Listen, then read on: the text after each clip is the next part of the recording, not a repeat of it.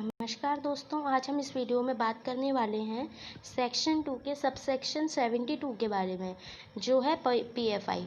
PFI के अंदर सबसे पहले आता है LIC, life insurance corporation of India. फिर आता है इंफ्रास्ट्रक्चर डेवलपमेंट कंपनी लिमिटेड। इन दोनों को पीएफआई ही बोला जाएगा। पीएफआई के अंदर आती है life insurance corporation of India, infrastructure development finance company limited. फिर आता है यूटीआई एक्ट के तहत, यूटीआई कौन सा, यूटीआई एक्ट है 2002।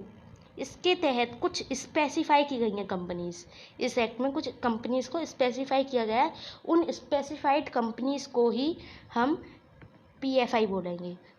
कुछ स्पेसिफाइड कंपनी जो कि यूटीआई एक्ट 2002 के तहत है, उनको ही हम पीएफआई बोलेंगे। और कुछ इंस्टीट्यूशन जो कि नोटिफाइड किए हुए हैं किसके तहत, बाय द सेंट्रल गवर्नमेंट। कुछ इंस्टीट्यूशन सेंट्रल गवर्नमेंट ने नोटिफाइड कर दिए हैं, उनको पीएफआई बोला जाएगा। ठीक है, अब उन इंस्टीट्यूशन को सबसे पहले देखना पड़ेगा कि वो इंस्टीट्यूशन सेंट्रल और स्टेट एक्ट के तहत आनी चाहिए।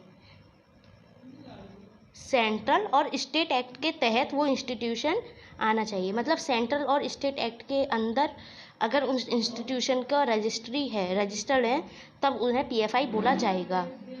ठीक है ना। दूसरी कंडीशन है कि not less than 51% paid up share capital is held by 50%। मतलब ये कंडीशन कौन सी है, गवर्नमेंट कंपनी की। कौन सी कंडीशन है, गवर्नमेंट कंपनी की कंडीशन। और वो कंडीशन क्या है, 51% से ज़्यादा सेंट्रल गवर्नमेंट किसी कंपनी के शेयर हेल्ड करे, स्टेट गवर्नमेंट या फिर कोई गवर्नमेंट, स्टेट गवर्नमेंट, एक स्टेट गवर्नमेंट या एक से ज़्यादा स्टेट गवर्नमेंट हेल्ड करें, या फिर कुछ सेंट्रल गवर्नमेंट हेल्ड करे, या कुछ सेंट्रल गवर्नमेंट के साथ एक स्टेट गवर्नमेंट हेल्ड करे, या फिर कुछ ज़्यादा स्टेट गवर्नमेंट मिलके हेल्ड करें। सेंट्रल गवर्नमेंट तो एक ही होगी ना, स्टेट गवर्नमेंट अलग अलग हो सकती हैं।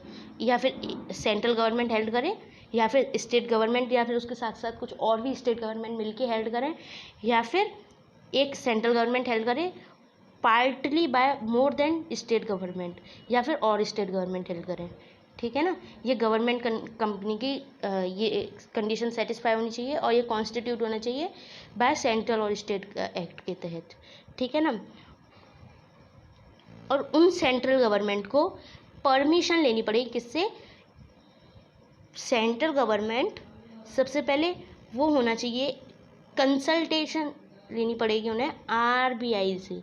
आरबीआई से उनको पहले पूछना पड़ेगा कि ये वाली कंपनी को हम पीएफआई में डाल दें, और एक कंपनीज एक्ट के तहत होना चाहिए वो, या फिर कंपनीज एक्ट के तहत हो, या फिर कंसल्टेशन आरबीआई से ली हुई हो उसने, तो उसको हम पीएफआई बोलेंगे। ठीक है ना। तो एक बार इसे दोबारा से रीड करते हैं। पीएफआई के अंदर आएगा एक एलआईसी, एक आएगा infrastructure development finance company limited, एक आएगा यूटीआई। यूटीआई किस में, एक्ट 2002 में। और कुछ स्पेसिफाइड कंपनी जिसको हम पीएफआई में लेकर आएंगे। ठीक है ना। और एक इंस्टीट्यूशन, कौन से इंस्टीट्यूशन, जो कि कॉन्स्टिट्यूट बाय सेंट्रल और स्टेट एक्ट के कॉन्स्टिट्यूट हो, या फिर not less than 51% of paid up share capital is held by central government ने हेल्ड करी हो 51 से ज़्यादा, या फिर स्टेट गवर्नमेंट ने, या फिर और स्टेट गवर्नमेंट ने, या फिर पार्टली करी हो सेंट्रल गवर्नमेंट ने, एंड पार्टली बाय वन और मोर देन स्टेट गवर्नमेंट। ठीक है ना। एक कंडीशन ये, और दूसरी चीज़ क्या, institution notified by the central government. और वो सेंट्रल गवर्नमेंट कौन सी होनी चाहिए, कंसल्टेशन होनी चाहिए उसकी आरबीआई से, या फिर वो कंपनीज एक्ट 2013 के तहत हो सारी की सारी। ठीक है ना। तो ये हमने पीएफआई पढ़ा, सेक्शन 2 सबसेक्शन 72। तो इस तरीके से हमने आज सेक्शन 2 की कुछ इम्पॉर्टेंट डेफिनेशन जो exam point of view important थी, वो हमने सारी कंप्लीट की हैं। अब नेक्स्ट वीडियो में हम सेक्शन 19 के बारे में बात करेंगे, और कुछ डेफिनेशन सेक्शन 2 की हैं जो कि हमारे कुछ चैप्टर्स के हिसाब से इम्पॉर्टेंट होंगी, या फिर कुछ टॉपिक्स के हिसाब से इम्पॉर्टेंट होंगी। वो साथ के साथ हम पढ़ते जाएंगे सेक्शन 2 की डेफिनेशंस। तो thank you so much for watching this video. अगर आपको ये वीडियो पसंद आई तो प्लीज़ प्लीज़ प्लीज़ कमेंट करके ज़रूर बताएं।